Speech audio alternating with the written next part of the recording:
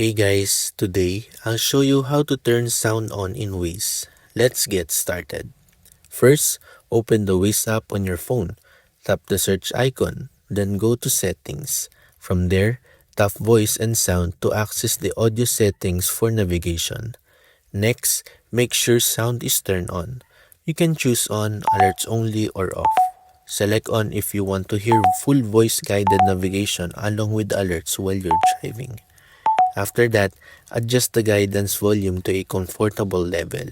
If you're connected to your car using Bluetooth, Android Auto, or Apple CarPlay, make sure your phone and car media volume are both turned up. Finally, start a route to test the navigation voice and confirm that everything is working correctly.